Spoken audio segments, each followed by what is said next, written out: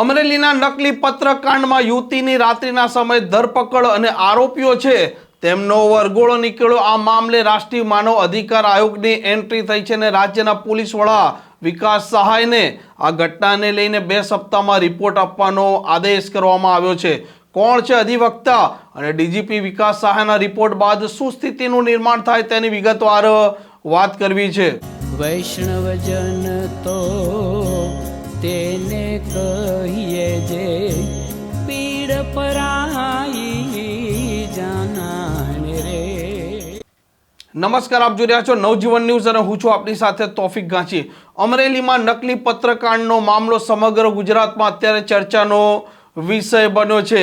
Police પર સતત આરોપ લાગી રહ્યા છે કે પોલીસે નિયમોના વિરુદ્ધ જઈ આ યુવતી છે તેની રાત્રિના સમયે ધરપકડ કરી અને રિક્રિએશનના નામે આરોપીઓ છે તેમનો બજારમાં વરઘોડો નીકાળ્યો। આ મામલે વિપક્ષના નેતા અને પાટીદાર અગ્રણીએ પણ સતત તેમનો વિરોધ નોંધાવ્યો હતો અને વધુ એક મોટા સમાચાર સામે આવી રહ્યા છે। આ ઘટનામાં રાષ્ટ્રીય માનવ અધિકાર આયોગની એન્ટ્રી થઈ છે। અધિવક્તા બ્રિજ શેઠે રાષ્ટ્રીય માનવ અધિકાર આયોગમાં એક ફરિયાદ નોંધાવી હતી કે આ આરોપીઓ અને આ યુવતી છે તેમને નિયમોના વિરુદ્ધ જઈ રાત્રિના સમયે ધરપકડ કરી છે અને રિક્રિએશનના નામે તેમનો વરઘોડો નીકાળ્યો છે। રાષ્ટ્રીય માનવ અધિકાર આયોગે 22મી તારીખે રાજ્યના પોલીસ વડા વિકાસ સહાયને આ સમગ્ર ઘટનાને લઈને 2 સપ્તાહમાં રિપોર્ટ આપવાનો આદેશ કરવામાં આવ્યો છે।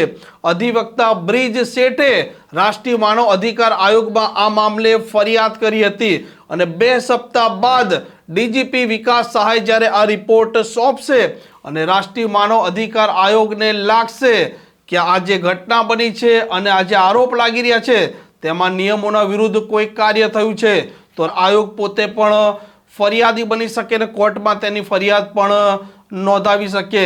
વિરોધ પક્ષના નેતા સતત પોલીસ અને સરકાર પર આરોપ લગાવી રહ્યા છે કે પોલીસે અને સરકારે નિયમોના વિરુદ્ધ કામ કર્યું છે અને જવાબદાર અધિકારીઓના પર કડક કાર્યવાહી પણ થવી જોઈએ।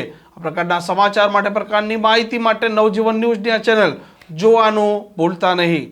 વૈષ્ણવજન તો તેને કહીએ જે પીડ પરાઈ